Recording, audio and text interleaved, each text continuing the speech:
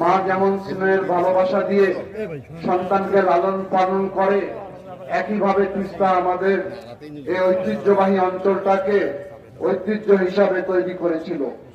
কিন্তু পার্শ্ববর্তী দেশের বৈষম্যের কারণে, শুকনা মৌসুমে পানি আটকিয়ে রাখার কারণে এখন তিস্তা নদী শুধু ধুধু বালু চর।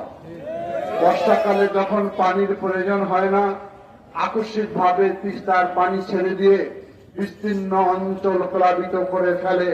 সেই প্লাবনে মানুষ ভেসে যায়। তিস্তা মানুষের কান্না। আজকে আকাশ বাতাস ভারী হয়ে উঠেছে। কোন রাজনৈতিক নেতা, কোন দল এই কান্নায় তারা সমর্থন জানায়নি, তাদের পাশে দাঁড়ায় নাই। আমরা যেহেতু একটি রাজনৈতিক দল, জনগণের কল্যাণে কাজ করি, জনগণের দুঃখ দুর্দশায় আমরা সবসময় সোচ্চার থাকি। সে কারণে আমরা এই দাবিটাকে আদায় করার জন্য বৃহত্তর রংপুরের মানুষকে আমরা ডাক দিয়েছি। এটাও মনে রাখার কারণ রয়েছে, কোন দাবি যুগে যুগে আদায় হয়নি যতদিন পর্যন্ত মানুষ তার দাবির ব্যাপারে সুসংগঠিত হয়নি। সুতরাং দাবি আমাদের উচ্চারিত করতে হবে।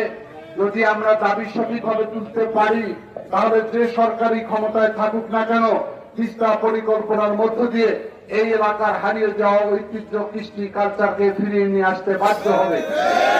এই অঞ্চলটিকে যদি আমরা তিস্তা পরিকল্পনা বাস্তবায়ন করতে পারি, তাহলে বাংলাদেশের মধ্যে সবচেয়ে সমৃদ্ধ অঞ্চল হিসাবে পরিগণিত হবে রংপুর।